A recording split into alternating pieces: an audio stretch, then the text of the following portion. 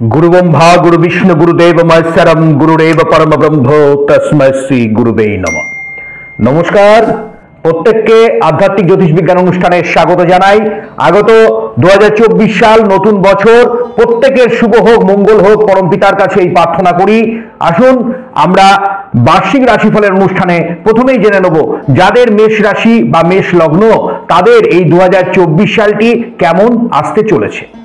প্রথমেই আমি জানাই এই 2024 সাল অর্থাৎ সংখ্যাতত্ত্বের বিচারে কিন্তু শনির একটা প্রভাব থাকছে, কারণ সংখ্যাতত্ত্ব বলছে এই বছরটি শনি এবং আপনাদের বৃহস্পতি যদি শুভ থাকে তাহলে সেখানে আপনারা দুর্দান্ত ভালো ফল পাবেন যাদের মেষ রাশি এবং মেষ লগ্ন। আমি একে একে অনুষ্ঠানে প্রত্যেকটি বিষয় আমি পুঙ্খানুপুঙ্খ আলোচনা করব। অনুরোধ থাকলো যারা চ্যানেলে নতুন আছেন অবশ্যই চ্যানেলটিকে সাবস্ক্রাইব করে রাখুন, পাশে অল নোটিফিকেশনের বেল আইকনটিকে প্রেস করুন যাতে নতুন ভিডিওর আপডেট সব সময় আপনারা সবার আগে পেয়ে যান। তাই চলুন আমরা শুরু করি। মেষ রাশি হচ্ছে অগ্নিতত্ত্বের চর রাশি। আপনারা জানেন অধিপতি গ্রহ হচ্ছে তেজস্বী শক্তিশালী যে গ্রহ অর্থাৎ মঙ্গল। 2024 সালে আপনাদের হেলথের কন্ডিশন কেমন থাকবে দেখুন। এই বছর দুর্দান্ত ভাবে বলা যেতে পারে আপনাদের জন্য একটা দারুণ বেনিফিট আনবে। যারা এতদিন ধরে হেলথের কোনো সমস্যায় ভুগছিলেন, হেলথের ইস্যু যাদের চলছিল তাদের ক্ষেত্রে এই সমস্যার সমাধান হতে চলেছে। আপনি সুপরামর্শ লাভ করবেন।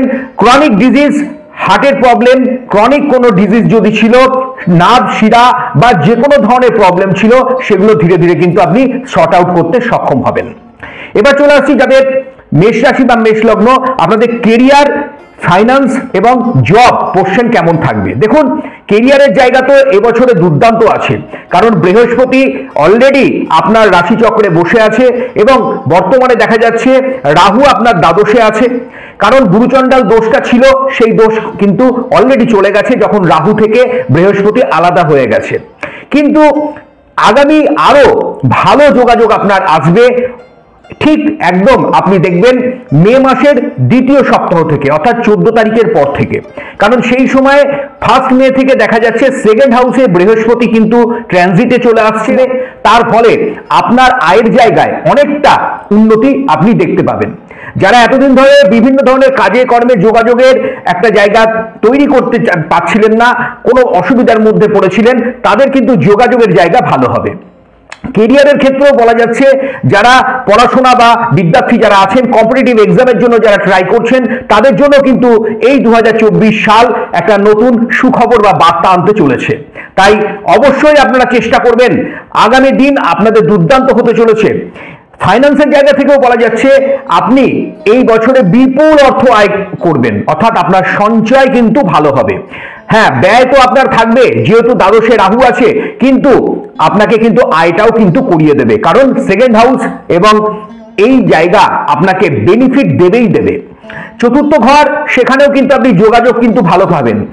দশম ঘর এবং নবম ঘর অর্থাৎ যে ঘর থেকে আমরা ভাগ্য এবং আমরা জীবনে কর্মকে বিচার করি, সেখানে শনির প্রভাব থাকার ফলে এবং এই বছরটি যেহেতু শনি যুক্ত বছর 8 সংখ্যাকে ইন্ডিকেট করছে, তাহলে সেখানে দেখা যাচ্ছে মূল ত্রিকোণে কুম্ভ রাশির ঘরে স্যাটার্ন অবস্থান করার ফলে আপনি কিন্তু বহু দিক থেকে লাভবান হবেন। হ্যাঁ বন্ধু, আমি বারবার বলছি যাদের মেষ রাশি বা মেষ লগ্ন তাদের ভাগ্য বল এবছরে দারুণ ভালো হতে চলেছে। দেখুন, বিভিন্ন গুপ্ত শত্রু, মানসিক ঝামেলা, অশান্তির মধ্যে জড়িয়েছিলেন, শারীরিক প্রবলেম চলছিল, সেগুলো আস্তে আস্তে শর্ট আউট হবে। আপনি একটা ওয়ে বা একটা রাস্তা কিন্তু আপনি দেখতে পাবেন। এবার চলে আসছি আপনার লাভ, আপনার রিলেশনশিপ এবং আপনার ফ্যামিলি জায়গা কেমন থাকবে। প্রথমে বলি বিবাহিত জীবন এবছরে কিন্তু খুব ভালো থাকবে।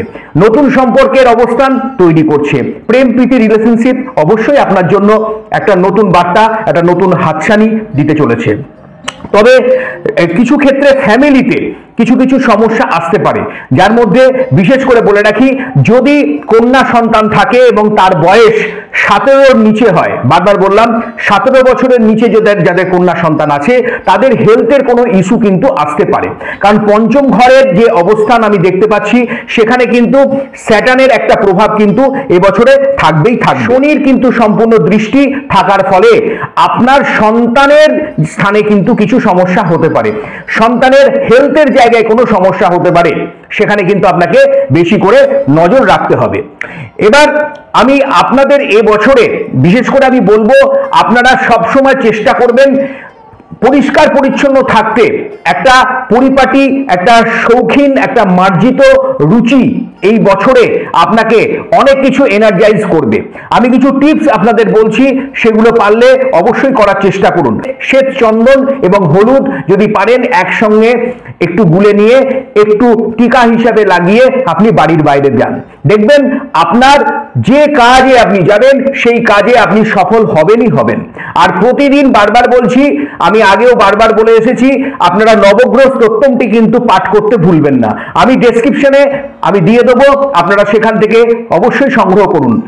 আর আপনি যেটা করবেন, সম্পূর্ণভাবে আপনি দেবী কবচ পাঠ করুন, দেবী শক্তির আরাধনা করুন।